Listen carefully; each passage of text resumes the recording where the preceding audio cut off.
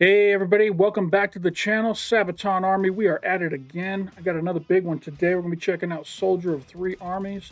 This one was requested by Bean and Cheese Operation, Finn Troll 79, and Lionel Lyons. Those are the three who got in there first. So hey, thanks guys for requesting this.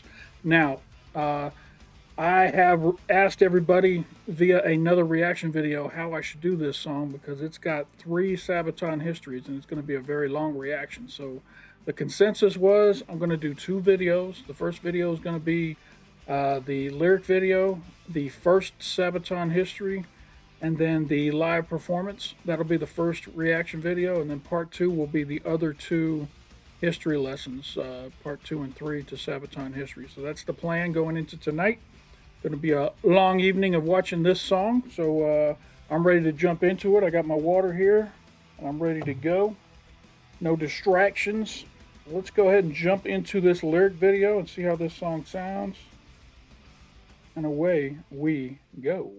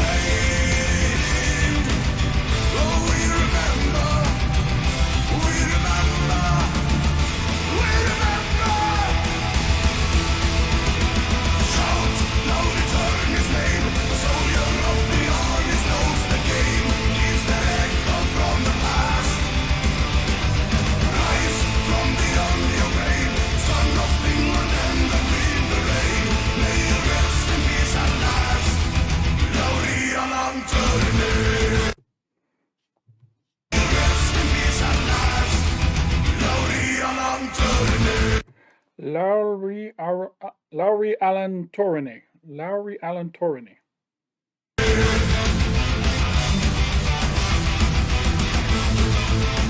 I'm liking the song so far. The cadence is good, rhyme schemes are good, good topic.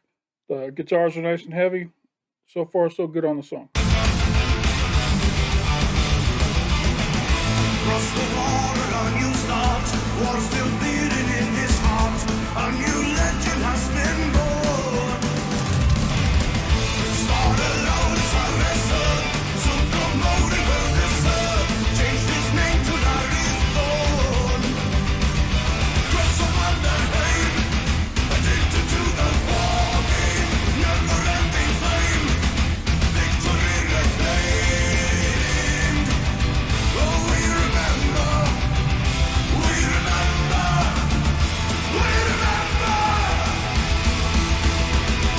Shout, loud, return his name. A soldier of the armies knows the game. Is the echo from the past. Rise from beyond your grave. Son of England and the Green Beret. May you rest in peace at last.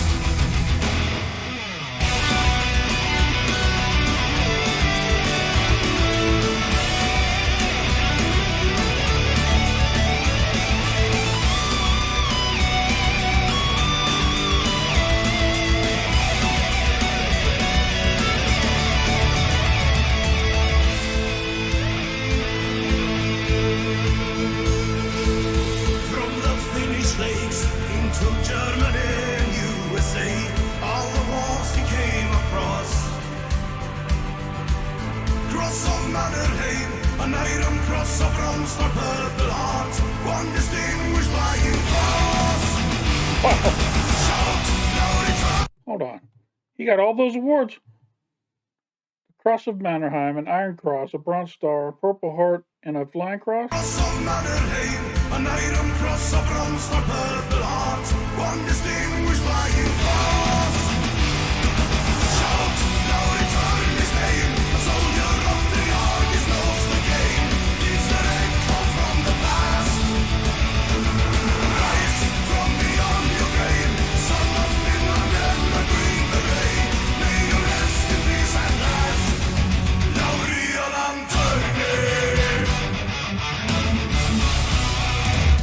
Nice.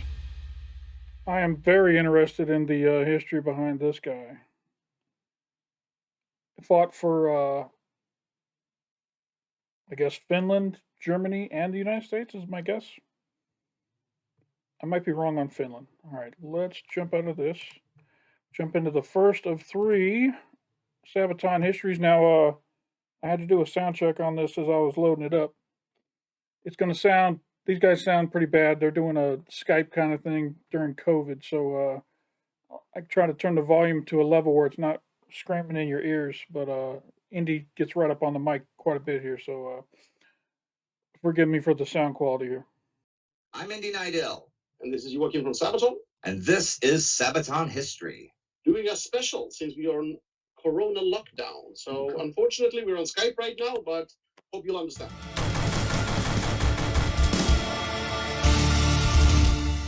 Today's episode is the first part of a trilogy.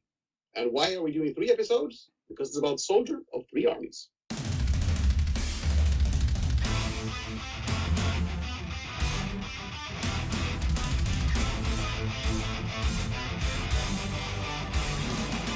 Okay, as you can see, or probably see, I am not in Bavaria in the Time Go Studios filming this. I am in Stockholm in my apartment doing this, and my friend Ryan is helping me out doing lighting with whatever lights we have and with his camera and a teleprompter that I found through an app. So Ryan, say hi. Hello. That's Ryan.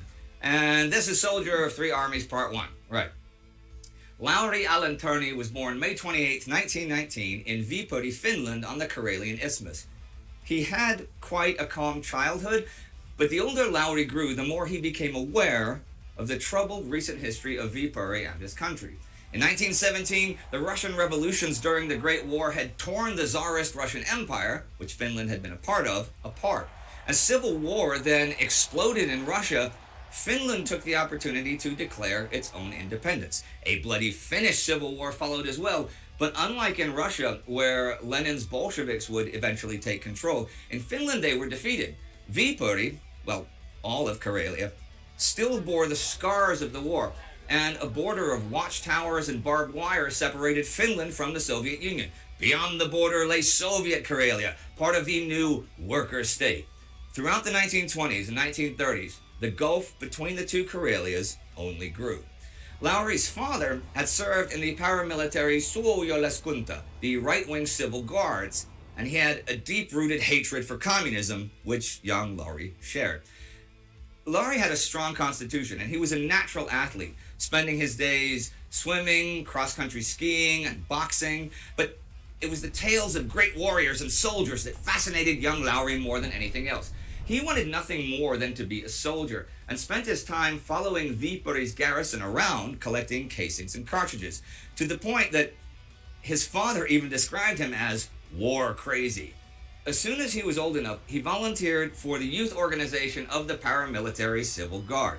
They taught him things like camping, marching, and marksmanship. At 17, he left the Civil Guards, on the wishes of his parents, to go to business school. But it was pretty clear from the outset that school did not interest the stubborn young man in the slightest. Lauri saw his destiny as becoming a soldier. And in September 1938, at the age of 19, he volunteered for the Finnish army and was assigned to the 4th Jäger Infantry Battalion, which was stationed close to his hometown. The Jäger were light mobile infantry, excelling in skirmishing and ambush, moving quickly on bicycles and skis throughout the countryside. Lauri soon proved himself to be an exceptional soldier. He was highly motivated and quick-thinking. He was also a typical Finn in that he did not engage in useless talk and was all business on duty. He did, however, have a fiery temper, and it got him into frequent fights. But after just a few months, he had impressed his superiors enough to be sent on an NCO training course. Lauri Törni graduated first in his class. While he was training, the political situation in Europe, well, the world, was deteriorating rapidly.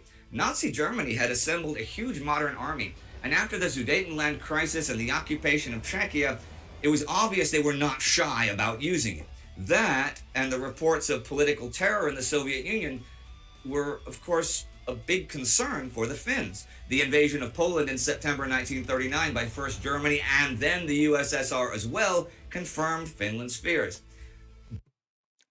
Man, Poland has been getting beat up on forever from all sides, and you got to feel for the Polish people, man. They got the Russians on one side, they got the Germans on the other, and it's just nothing but throughout their whole history, they've just been at war all the time. Or you know, dealing with these aggressive nations trying to overtake them. Shout out to Poland, all you Polish subscribers. Thank you for subscribing to the channel. Been showing lots of love on the in the comments section. I appreciate it. I now have Poland on my list of places I'd like to visit one day, and check out some of the Polish history. So back at it. Here we go. Just after that, Joseph Stalin demanded bases and concessions from Estonia, Latvia, and Lithuania, who began to fall under Soviet control, and little Finland saw itself boxed in between the two giants, and it seemed only a matter of time until hostile eyes would fall on them. And soon they did. As the autumn of 1939 rolled on, the Soviet Foreign Office made repeated demands to the Finns, urging them to give up territory in Karelia and on the Baltic coast, the Rybaki Peninsula with the nickel mines in Petsamo, and to allow Soviet troops to cross Finnish territory. Now, before anyone writes in about Stalin's actual or theoretical motivations for these demands, I cover the Winter War in its entirety, week by week in real time over on my World War II channel, including all of the weeks leading up to it and all of the political machinations. So I'm not going to discuss it here because I already do it in far more depth over there. Well, the Finnish government staunchly refused, as this pact of friendship would involve giving up their entire line of defense against any Soviet attack. And it would also threaten the integrity of Finland as a whole. Again, go discuss this at the other channel. So all the politicians spoke of peace, while the Finnish Defensive Council around Field Marshal Carl Gustav Mannerheim was well aware that refusing Stalin was poking the bear. It was a race against time to prepare Finland against a possible Soviet attack. Mannerheim ordered Finland's main defensive line on the isthmus from the coast to Lake Ladoga to be reinforced as strongly as possible. Soon, tens of thousands of Finns were manning and building up the fortifications, soon called the Mannerheim Line by a French journalist. The name stuck. Lauri Törni was part of a 21,000-man-strong covering force spread out between the Mannerheim Line and the border. They were to harass and delay the enemy as long as possible, scorching the earth of anything useful. The Finns had a well-trained and well-motivated army, but only a few things like anti-tank guns and artillery pieces. The only two tanks actually in their service were 32 obsolete Renault FT tanks from 1919. That tank looks adorable. Look at the little gun. And a few unarmed Vickers Armstrong 6-tonners. Nothing that would come even close to what the Soviets could throw at them. Well aware of the disparity of force, and of course, the amount of manpower each side could raise, Soviet Red Army Command didn't concern itself with Finnish preparations and planned to simply steamroll across the isthmus in one huge offensive and into the Finnish heartland. War came November 30th.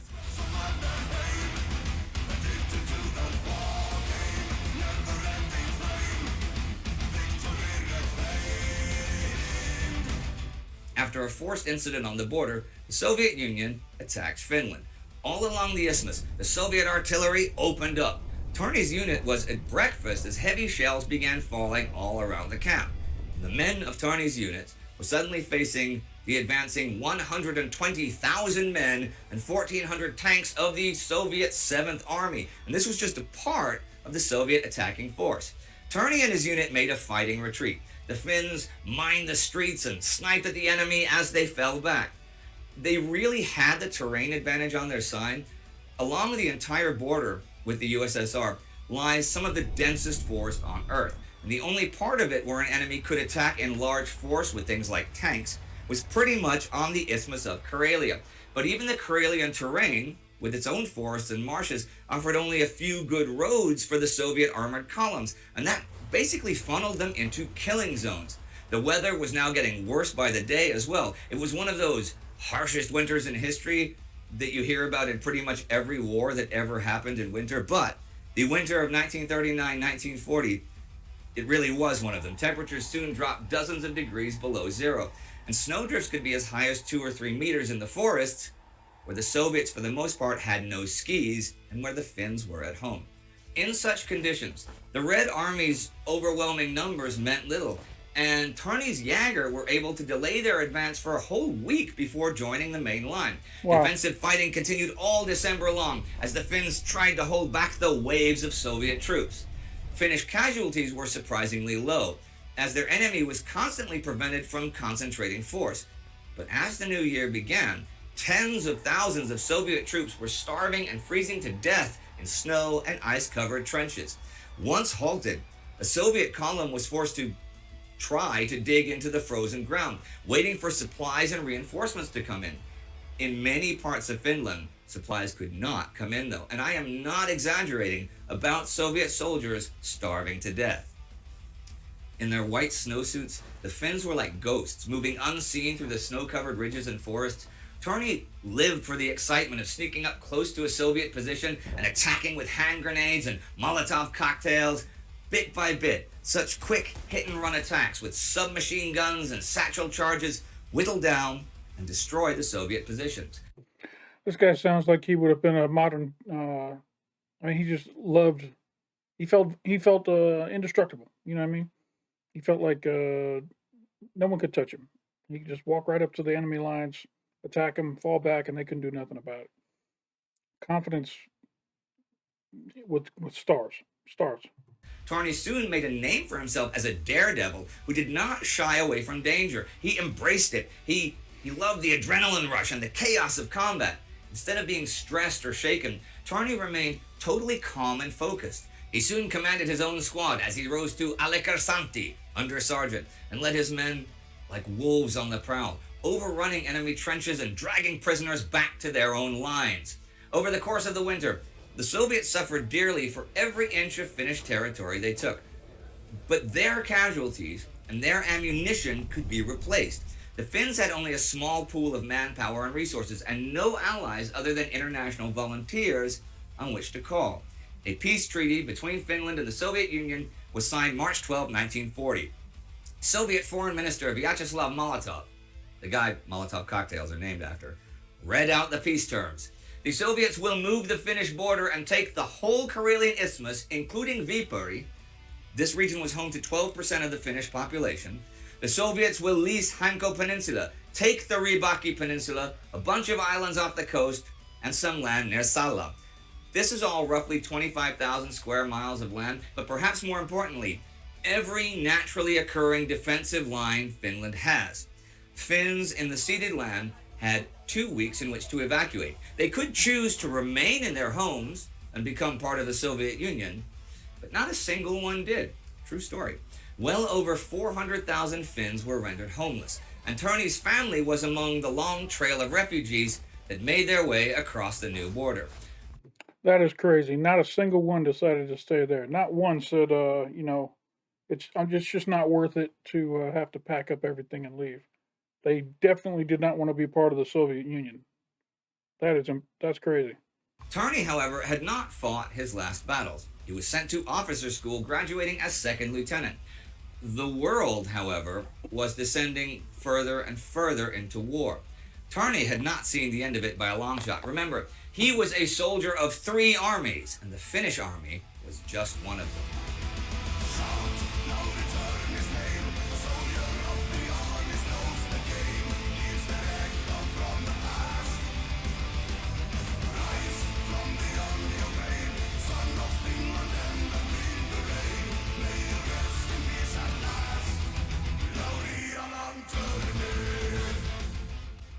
Now, another thing different about today is you have brought something with you. You have a book with you. Yes, I did bring a book. Born a Soldier, The Times and Life of Larry Thorne, J. Michael Cleverly. Now, they might not know who Larry Thorne is because it's not mentioned in the first episode, but it is an alias that Lauri Törni uses, foreshadowing later on in his life and career. He becomes Larry Thorne. Yes. So why do you have this book with you? Oh, it's kind of special in a way. 2 things. One, it inspired the lyrics or the me writing the song in a way. Yeah. And especially also, it's a cool thing that, we always kept asking our fans to send us emails or books. Look, I'm not hating or nothing, but I gotta imagine Sabaton's got enough money to buy a high def camera for Joachim's laptop. This is just some pretty low quality video right here. That matter. And if you do give us books, please make sure they're in sort of English, Swedish, Danish, or Norwegian that we could understand. But this one was actually given to me by a guy called Petri, and he's been around for a while. I think I met him, I guess it's almost 10 years ago now. Yeah. Finnish guy. We met in a sauna on a boat between Sweden Of course he did. Okay. Oh, was it on one of the rock boats, or like a music boat? Yes, I think so, actually. Oh. And no, it's really, over the years, he kept, nagging me. You should make a song about Lauri Alanto. I'm like, yeah, whatever. And of course, we've been, in the sauna drinking or whatever. Yeah. And I forget because I'm senile, okay? So after a few years, he gave me this book. Yeah. And that's the song. Well, a couple of things hit me about that. No, 3 things, 3 points. Okay, one, you said if they give you books, they should be in English or Swedish or a language that you understand. Let's say, for example, that there was like a book about smoking snakes that somebody really wanted you to read, but it was only in Portuguese. Couldn't some Brazilian guy just stand next to you for a few days and just read it out loud, translating, going, and then, come on, that'd be okay, right? Yeah.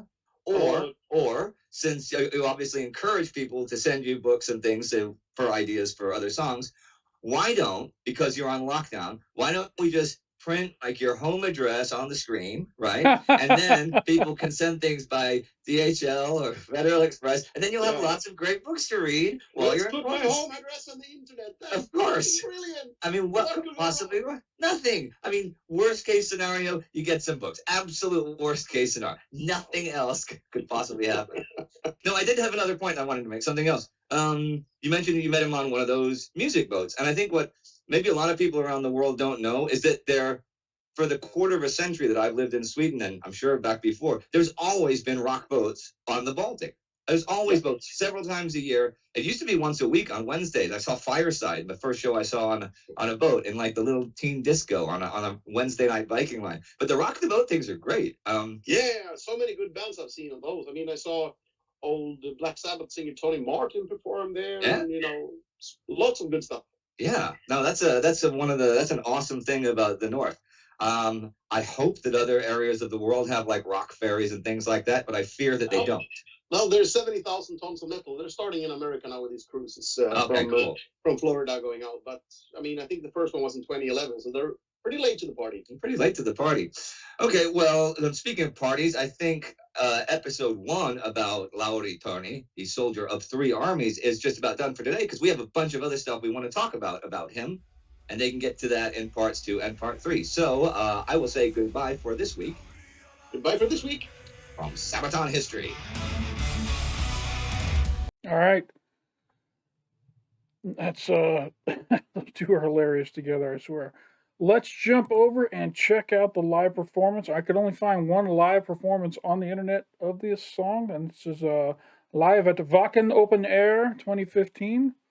And let's go ahead and jump into it now. I'm starting to think I might just do a long reaction here and finish this thing out and not do 2 videos. So we'll see how I feel after this live. Here we go. This is Soldier of 3 Armies live at Wacken Open Air 2015.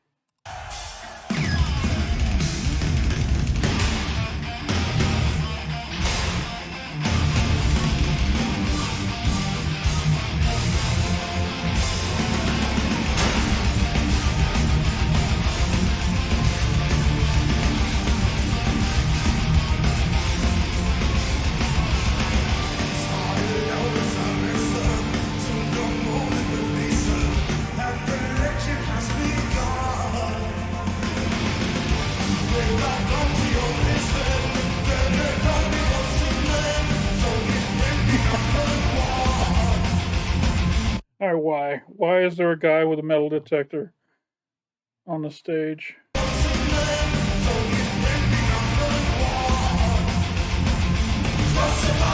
They have so much fun at these concerts.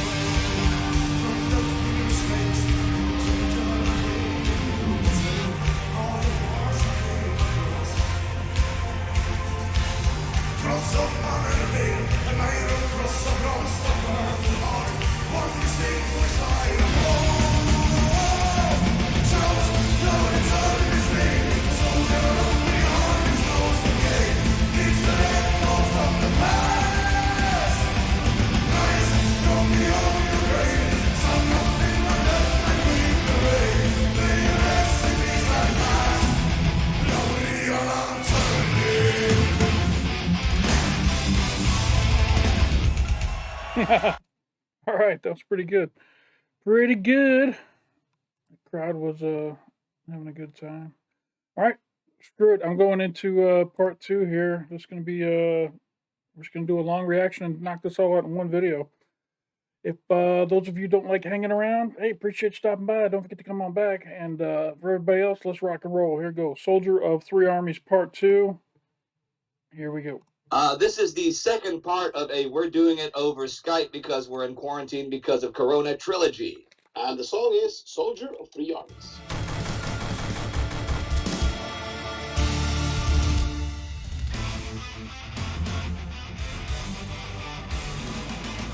This is part 2 of Soldier of Three Armies. Now, as you can see, I am not in Germany at the studio because of Corona. I am at my home in Stockholm in my living room. My friend Ryan is filming me. Say hi, Ryan. Hello. Hi, how you doing? Lighting is whatever lights we have lying around.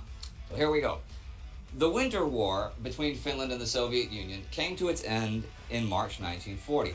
It had ended with the Finns successfully preserving their independence, but they still found themselves with... It would probably blow some of your minds to know that over here in the States, we're never taught anything about the Winter War. This is the first time I have ever heard about it. Never. You could have given me 1,000 guesses what the Winter War was. I never would have said it was between Finland and the Soviet Union.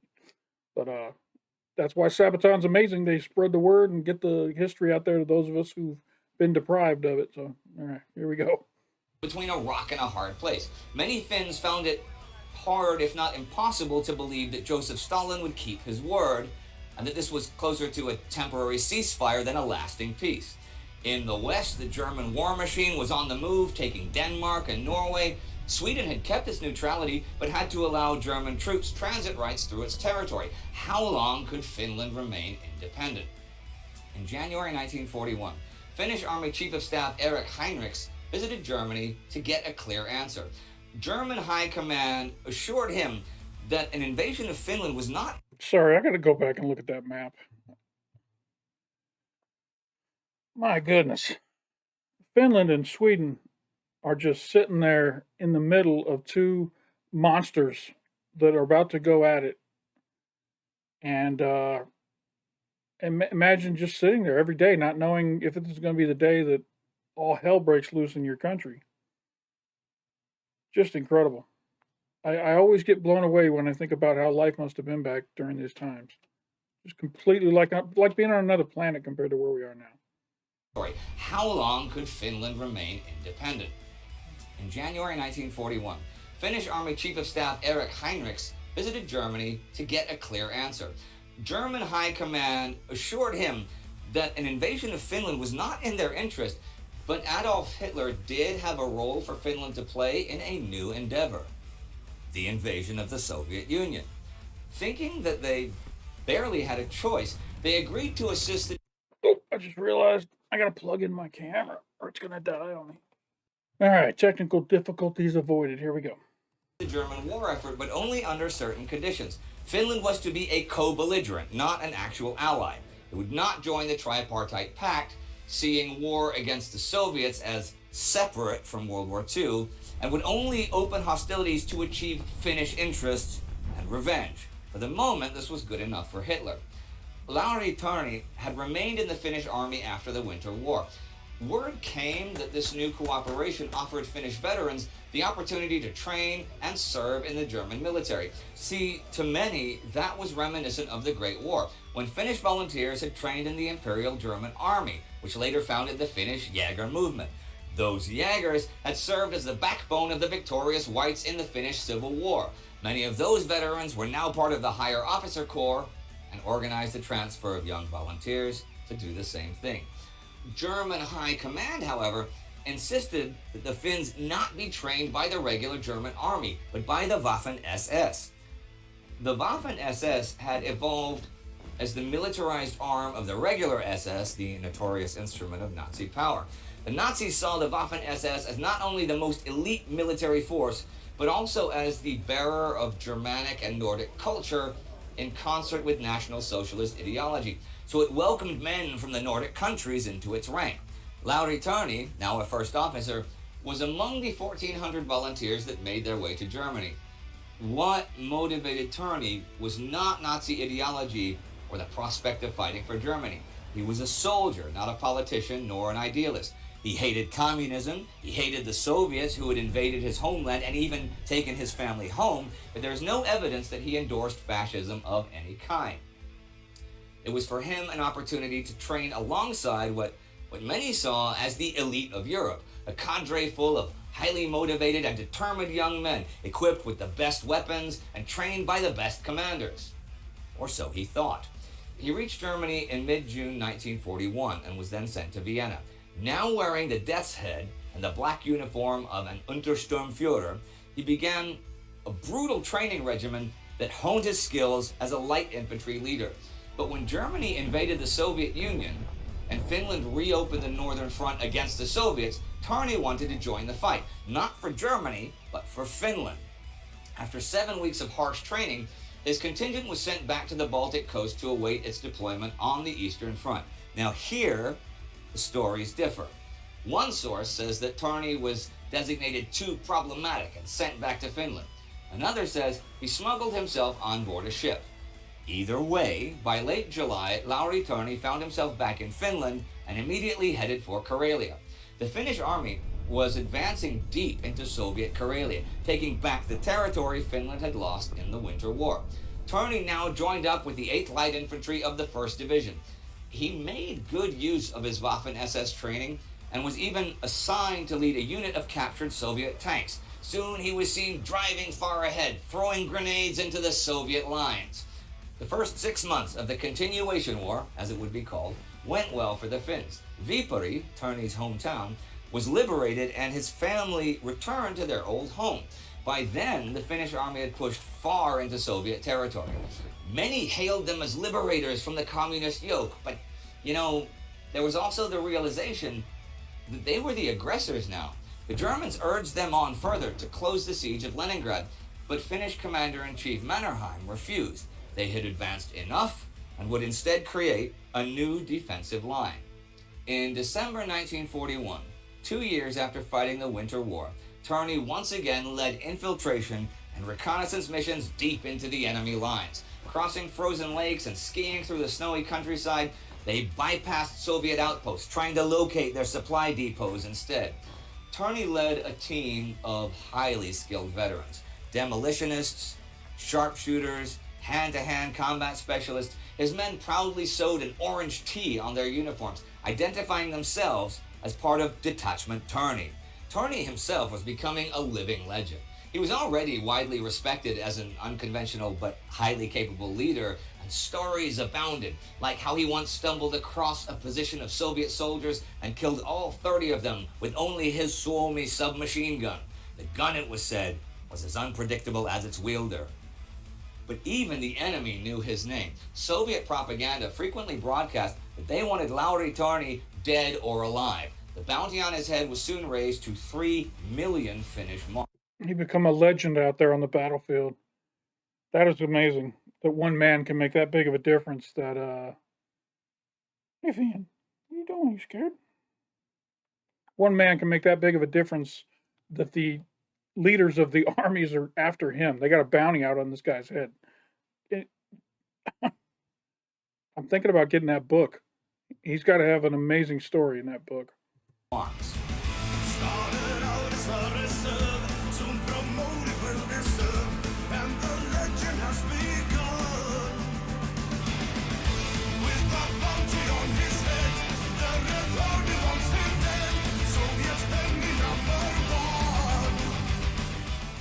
By March 1944, though, it had become pretty clear that the German army was facing collapse on the Eastern Front, and even the siege of Leningrad had been lifted. It was only a matter of time, and Finland needed a way out. For months, Finnish politicians tried to get Stalin to agree to a new peace treaty, but no dice. Now the Soviets were becoming more aggressive. The more ground the Germans lost, the more the pressure on the Finnish front increased. Then in June, Finland once more saw itself against overwhelming odds as a huge Soviet offensive began to knock the Finns out of the war. Over 10,000 pieces of Soviet artillery opened up on Finnish positions all over the Karelian Isthmus. Törni was, as always, in the thick of fighting. Moving from division to division, his units served as a fire brigade, counterattacking the Soviets wherever they broke through. Despite irreplaceable casualties, the Finns held once more. However, this was not sustainable. I was going to say, man, if a small country with a small army can hold off the massive, and what's the right word for the Soviet army? The Red Wave, maybe. They have unlimited resources and replenishing soldiers. You know, if 10,000 die, there are 10,000 more there tomorrow. It's ultimately there's no way a small country is going to be able to hold up against that. But after Finnish chief diplomat in Moscow, Juho Paasikivi, openly warned that we will shoot from behind every stone and tree. We will go on shooting for 50 years. We are not Czechs. We are not Dutchmen. We will fight tooth and nail behind every rock and over the ice of every lake. The Soviets were finally willing to speak of peace, on condition that Finland would not only immediately break any relations with Germany and extradite all German personnel from Finland at once.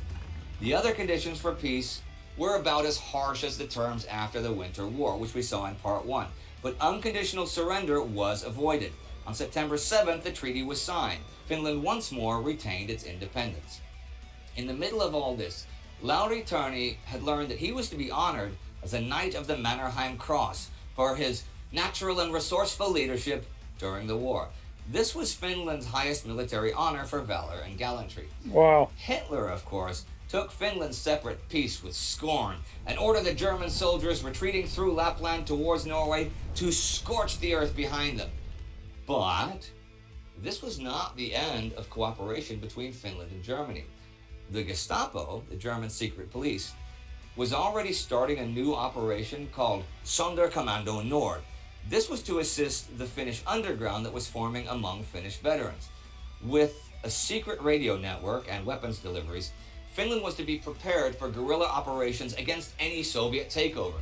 And while many Finns distrusted the peace, communist influence was growing rapidly in Finland, and Soviet agents and spies were everywhere. It seemed like only a matter of time until Finland would need its soldiers once again.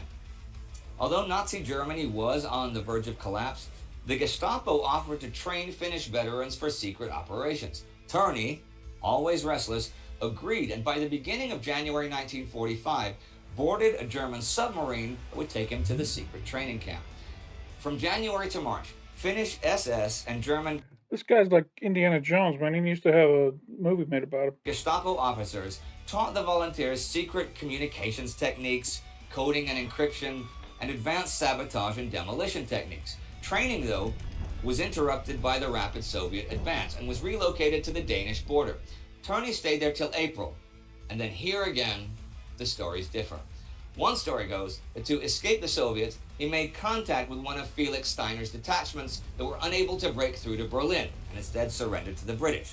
Later, he escaped imprisonment and made his way back to Finland.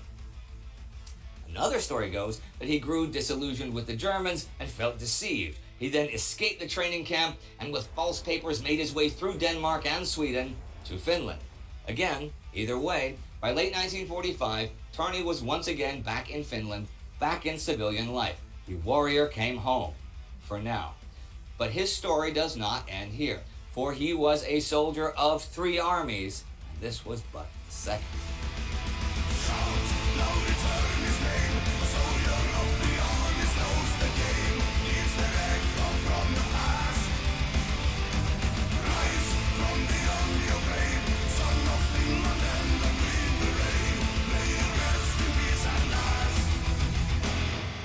Now this episode is a little more, I'm not going to say serious, because since all of your songs are military history. They all obviously cover serious topics of life and death, but it's a little darker, and I know it's a little more controversial because of the specific subject matter of who Lowry was fighting with. But before we talk about this, you said you've actually been to his grave, right? Yes, I've been to Arlington. Is it once or twice? I can't remember actually. He's in Arlington? He's buried in the States?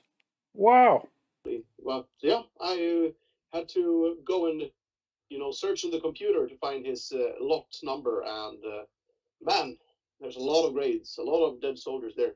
Yeah. I've never actually been. You'd think it as a historian and a military historian, that'd be a place that'd be big on my bucket list, but I never. And an American. That's true. Yeah, that's true. Now, question. Now, what they might not know, because we haven't mentioned it, it's going to be mentioned in part 3. Later in life, after the things that happened in this episode, Lowry Törni changes his name to Larry Thorne, right? Yeah. And of course he's buried in Arlington because he did some service with America. It's not too much of a spoiler to say that he did stuff with the Americans. Does his grave say Lowry Allen Törni, or is it just Larry Thorne, or what is it? Larry Thorne. Maybe there was something, I can't remember now, but maybe we got a clip of that. Okay. Somewhere. Yeah, let's see it.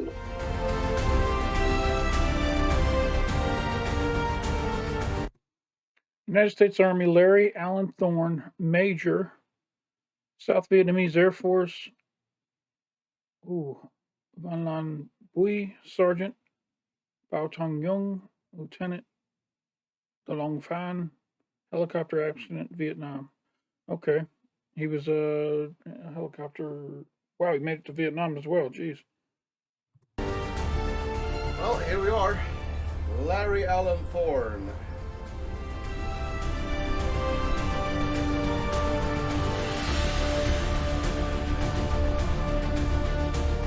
So is that something you or the whole band or some of the band does a lot? Like I know you visit military sites, but particularly memorials and graveyards and stuff?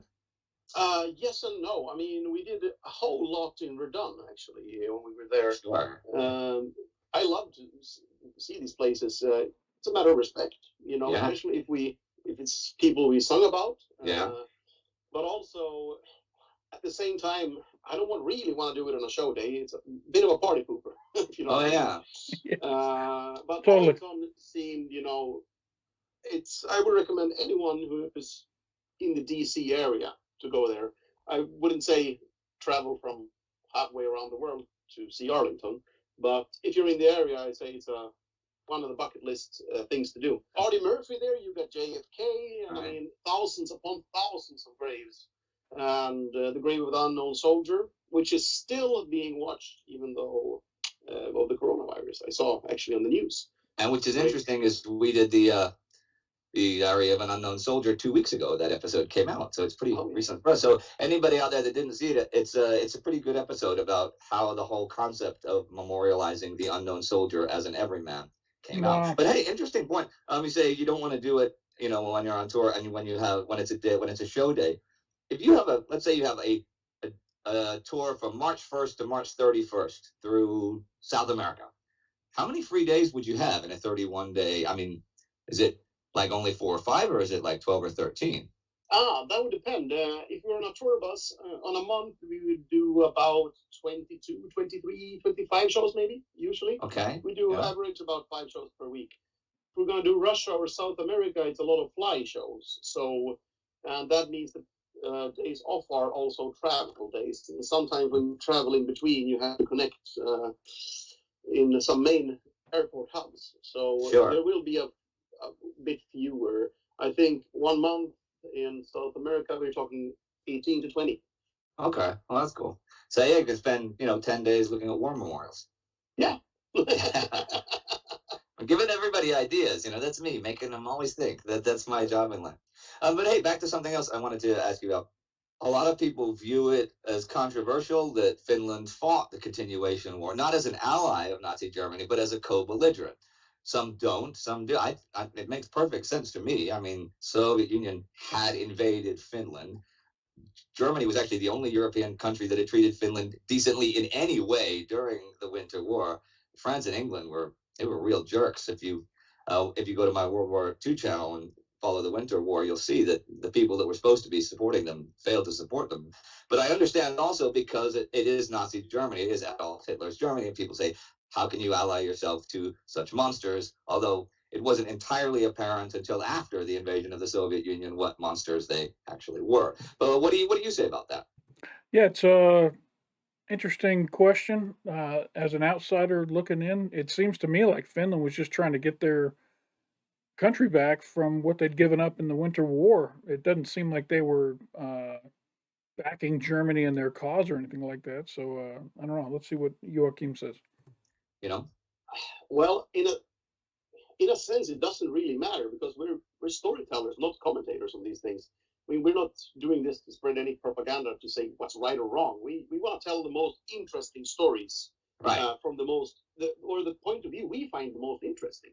And in this Yeah. case, I would have to say Lauri Alan-Törni really qualifies because you know what he did in his life as a soldier really qualifies him to be, Especially the stuff this week. You know, the stuff that we heard about today. We're like going to Germany and getting trained, and not being in the the Germans not having them trained by the army, but by the Waffen SS. And that's it gets weird. I think this episode is definitely going to inspire people to dig around and dig a little deeper into it. Let's save the rest of the stuff we have to say about Lauri Alan-Törni or Larry Thorne until part 3 of what's the name of this song? Soldier of Three Armies. See you next time. All right, let's not waste any time. Let's jump right into part 3. This is already a long enough video. You guys are gluttons for punishment if you're still here. What are you doing? I hope you're doing something positive while you're listening to this, like clean your house, doing some dishes, maybe mowing the lawn or something. I don't know. Here we go. Soldier of Three Armies, Part 3, the Vietnam War. Boy, you talk about, we just made a big jump here. Today on Sabaton History. Part 3 of Soldier of Three Armies. Yeah.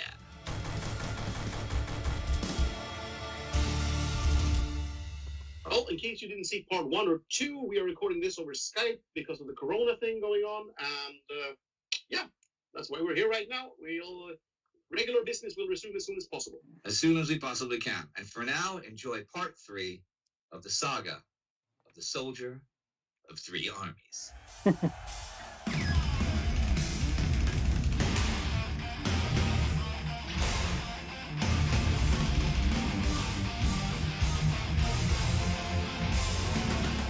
This is part 3 of Soldier of Three Armies. Now, this episode, like parts 1 and 2, I am not filming at our studio in Bavaria. I'm filming in my home, in my living room in Stockholm, Sweden. And my friend Ryan is doing the camera. Say hi, Ryan. Hi, Ryan. Hi, Ryan.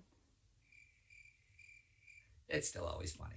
And our lighting is basically whatever lights we have from around my apartment. Okay, down to business.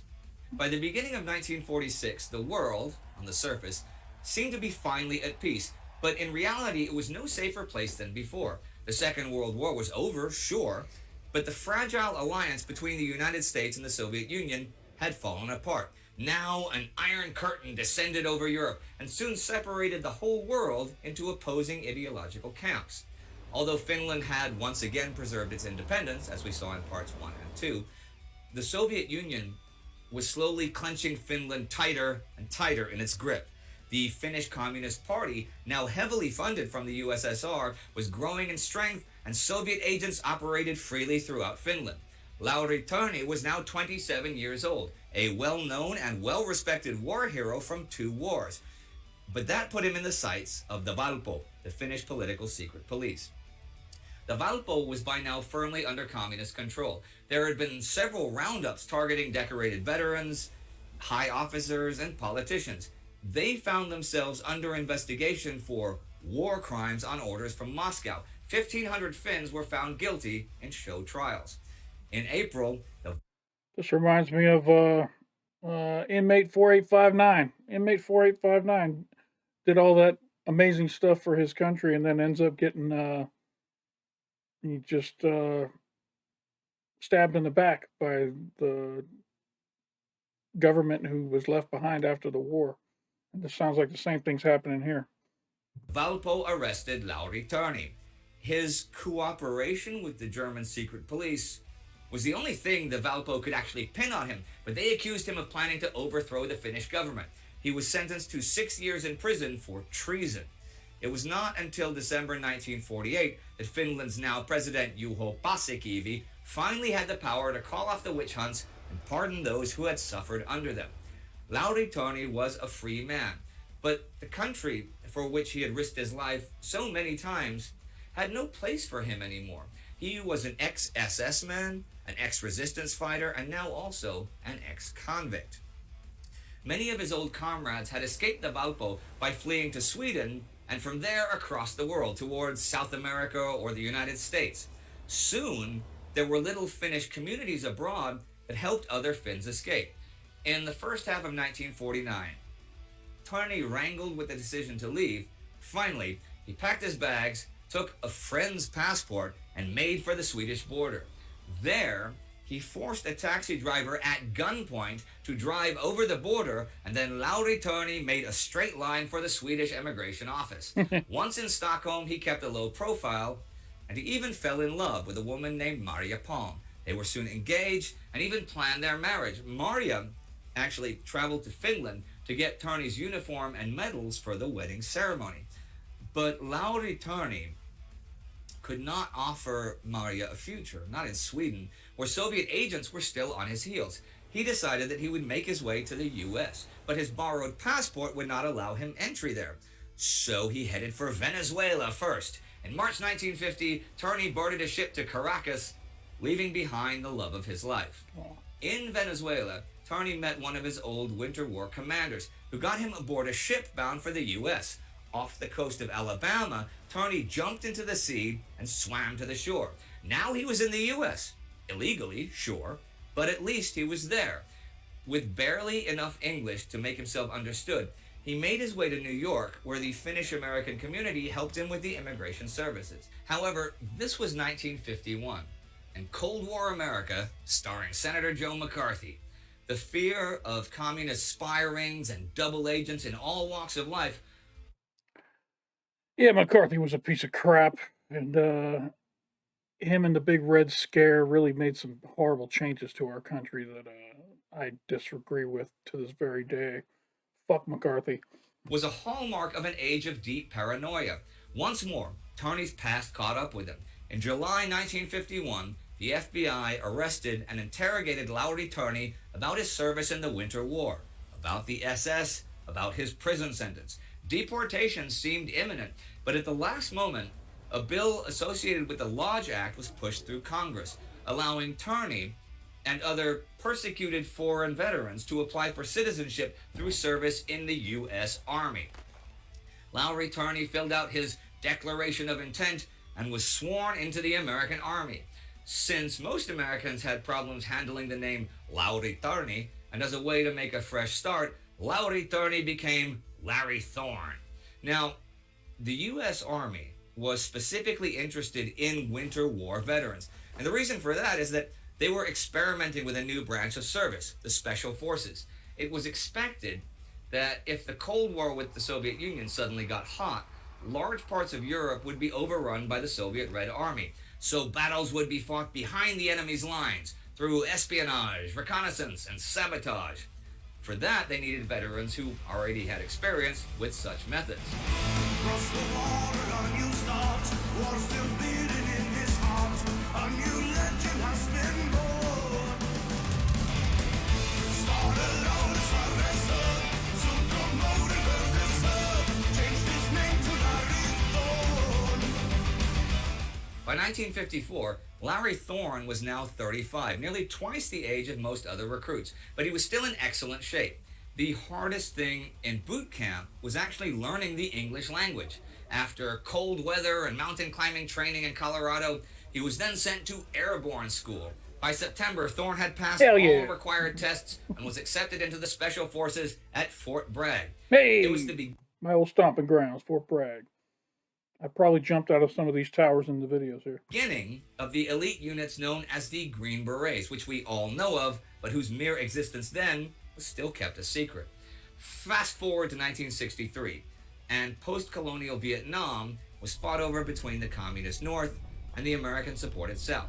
North Vietnamese guerrilla fighters infiltrated the South, attacking both South Vietnamese and American forces. They transported their men and material along their major supply route, known as the Ho Chi Minh Trail. However, most of the trail was hidden from the air, covered by thick canopies of jungle trees. For someone to destroy the trail, they'd need boots on the ground.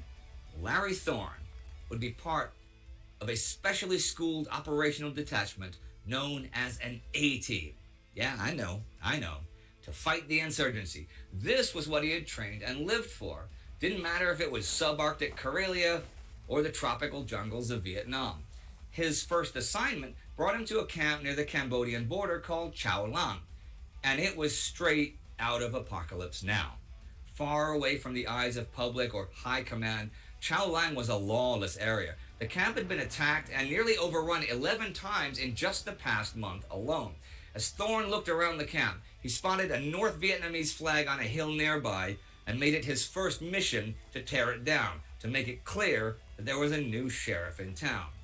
Officially, they were to respect the Cambodian border, but in reality, this was bandit country full of guerrilla fighters. Thorne immediately reorganized the system and ordered an aggressive stance against the enemy. His mantra that a good defense was a strong offense meant that he would attack the enemy wherever he showed himself. Similar to the winters in Karelia, the terrain dictated the battle in Vietnam. Brute force meant little inside the jungle. And once more, Thorne's daring and unconventional thinking showed results. He ambushed the ambushers and booby-trapped their supply routes. After his 180-day-long first tour in Vietnam had ended, he and everyone else in his team received the Purple Heart for wounds taken in battle, but they came back alive. Thorne was also awarded the Bronze Star for valor. This would not be Thorne's only tour, though. American High Command wanted to deal the Ho Chi Minh Trail a crippling blow. This time, they planned on using small reconnaissance teams to infiltrate Laos, to locate Viet Cong supply depots, mark them for airstrikes. But since operations in Laos were political dynamite, they needed the best of the best. Larry Thorne was top of their list. On October 18, 1965, 3 King B Special Forces helicopters made their way towards the Ho Chi Minh Trail. Larry Thorne was now 46 years old, and this time, he was only there to make sure that the insertion would go as planned. The 3 helicopters moved forward, flying low above the treetops. But as they approached the landing zone, the weather went bad. Rain clouds hung like steamy curtains over the surrounding mountain ridges. Thorne was about to call it all off, but then the weather cleared for a moment and the men were dropped into the zone. Thorne's helicopter circled high above them. He chose to remain in place until the team leader gave the radio signal, but by then, the weather had turned again. A storm was approaching. The King Bee was an old model with outdated instruments. At first, they were headed north. Another helicopter trying to follow their radio frequency noticed that they suddenly made a 180-degree turn. Then they were gone. The King Bee had vanished. Reports that Thorne was missing reached headquarters soon after. 56 search and rescue missions were mounted, but they found nothing. No crash site, no radio contact, not a trace of what had happened. So Larry Thorne was listed as missing in action. It was assumed that the helicopter had crashed in the jungle and there were no survivors. A year later, on October 19, 1966, he was officially declared dead. He was posthumously awarded the Distinguished Flying Cross. Rumors, of course, circulated. People could simply not believe that Larry Thorne, the legend, had disappeared. Many hoped that he was still alive somewhere, but they also feared that he might have been captured by the North Vietnamese, or worse, turned over to the Russians. Others half-jokingly said that maybe he simply walked out of Laos and started a new life again somewhere else. I mean, he'd done it before. Yeah, that would be the most Larry Thorne thing to do. Would be just, oop, I'm out of here. I'm going to go check out, start a new life. In the late 1990s, a task force finally found maybe something. A crash site not far from Thorne's last known position. There they found the remains of a crashed King Bee. They located some bone fragments and teeth, but these were too old and too few for reliable DNA identification. They had also lost 2 other King Bees in that area. So, could this really be the right crash site? On September 7th, 1999, the remains were recovered and brought to the U.S., but in 2003, the files were officially closed. Who knows? Over the years, friends and comrades met and remembered Lauri Törni, aka Larry Thorne, a man who had excelled at combat literally like no one else, and a soldier of three armies.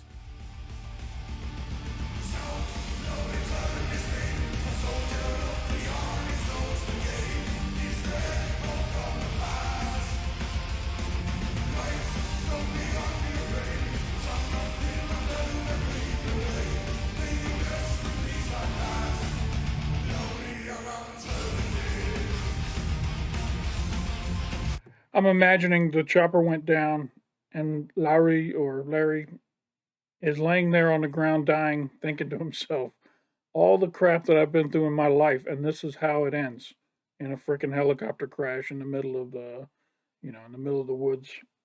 This is how I go out. Ridiculous. Ridiculous. Now this is quite interesting because a few weeks ago we did Into the Fire with Per, and that's your only song that's about the Vietnam War, like the whole song, right? But obviously, what we just saw today is about events that happened in Vietnam. That's true, actually. I hadn't thought of that actually, but yeah, that's where he ended his military career and life, I guess. Is there any special reason for you, or is it just a chance that you haven't written more songs about Vietnam? Because you've written a lot about World War II, for example. Oh, good question. I don't know actually. There should be. I mean, so many stories we come across from there, but I think it comes down to that we turned into doing more and more thematic albums. Yeah. Like we did now, the Great War. So You seem to write something about something from the Vietnamese, like the Viet Cong perspective, since you have stories about not just about Allied people in World War II. You have songs about Germans. Yeah, I mean, I always wanted to do 2 or 3 sides. Like we're doing 3 episodes about Soldier of Three Armies now. It would be so interesting to do the same thing, but musically, to cover events from the same event. From different perspectives would be really interesting musically, I guess. Well, and there's so much tie-ins you can do musically as well. Yeah. You could build the music as where you could have the pre-chorus the same from both songs, but modulated. One could be in minor key, one could be in a major key, so they're sort of hinting at each other. And the major key one could have the bagpipes, just like like Bannockburn. I never forget that. That's the only song that you wrote in a major key. Hey, but I did want to ask you about the actual song, because in the other episodes, we didn't really talk much about the songwriting or how it was constructed or who it was with. Was this something you started with lyrics and then did the music, or you had the song sitting around, or how did this work? We started with the music, and it's a bit of a different one, because I remember I was going to Falun, our hometown basically, and about to write some music. And I was planning to write with one of our old-time writing partners, and people kept canceling on me. So I thought, what the hell, I'll go to Falun anyway. And just on a whim, like 2 days before, I got in touch with Tuba. We decided that let's try and see if we can write a song together, And maybe they don't know who Tobe is. Can you tell them? Yeah. So Tobe is our previous guitar player. He was in the band from 2012 until 2016, if I'm not mistaken. And this is in 2014. The thing with songwriters, I mean, I knew he could write music. He'd written stuff before, but you never know if you're compatible as songwriters. Sure. It's kind of a fond memory for me, this one, because it's on this song we found out that we are compatible as songwriters. I mean, it shouldn't be a surprise. We're almost the same age. We like the same kind of classical 80s hard rock and metal. It actually started with me and Tub not knowing where to start. And he started riffing. It's sort of I think we started with kind of the intro riff, and we modified it. It was a little bit too much Judas Priest. I mean, there's still a bit of Judas Priest in there today. What's wrong with Judas Priest? A great band, band we both love. I actually, it was a quick process and a really nice one. Did you write the lyrics yourself, though, or did he help you with the lyrics later, or was that just you or you and Per? That was me alone, I think. Could be me and Pat, but I think I wrote this one myself. Actually, not sure. You're gonna have to look it up in the credits. Anyone who's watching this, if you want to know.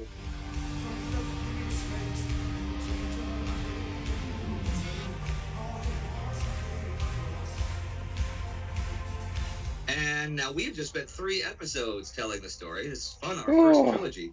Thank you very much once again for watching Sabaton History. Thank you very much, and see you next week. See you next week.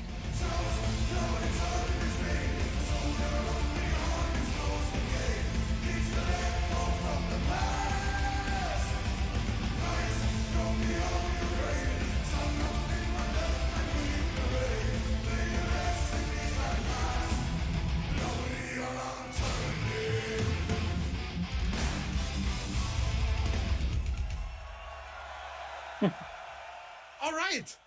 You know what's coming now? It's me asking you for money. So, money, give me all your money. Yes, don't forget to support Sabaton on Patreon so we can continue to get these great Sabaton history lessons. And if you get any spare change and you want to support a small YouTube channel that covers all these type of things, I got a Patreon link up here in the corner. You can click on to support this channel. All right, so that was a long one. Let me look at my thing here. Oh, like it's over an hour and 10 minutes already. Oof. Well, I can say whatever I want because there's no way anyone else is out there anymore. So, you know, oh, I guess I don't need these anymore. Let my ears have some fresh air. All right, let's break down the song real quick. So this is another one of those songs from Sabaton that, for me, the song is good. But once you know the story behind the song, it makes the song great. When I first heard the song at the beginning, I was like, okay, it's all right. Nothing blew my socks off. But now that we've taken this time and learned about what this amazing man did throughout his life and all the times that he, slipped away from death, you know what I mean? He had the Russians wanting him, he had the Finnish special police wanted him. You know, he ended up over in the States, but he didn't have a passport. He had to jump off a friggin' ship and swim to shore. That's some ballsy crap right there. When I heard that, so yeah, this is another song that for me started off as a middle of the road song, but as now, because I know what's behind it, it's a great song, and every time I hear it now, I'm going to think about what this guy went through. The crazy thing is the song itself, let me see. The song itself's like 3 minutes and 38 seconds long, but the history behind it's an hour and 10 minutes long. So, you know, and it's gonna seem like the song goes by very fast whenever I listen to it. It's gonna be like, oh, it's over already? What do you mean? That's a lot of history packed into one song. But anyway, awesome story. Glad you guys recommended it. Let me give a shout out again to those who brought it up. That would be Bean and Cheese Operations, Finn Troll 79, and my good friend Lionel Lyons, who's been requesting a lot of good stuff on the channel. Thank you all for getting this one to me, and to all of you out there who gave me the advice on how to do this reaction. I guess we started off with one plan at the beginning of the video and then said, screw it, we're doing a big video, and just knocked it out. So, that is it. Let's see. What are we going to use as a... All right. Behind me, I got this Treasure Planet poster. If you guys made it this far into the video and you want to let me know that you stuck around till the very end, somehow mention Treasure Planet in your comments. And that's all I got for this video. Appreciate you stopping by. And don't forget to come on back.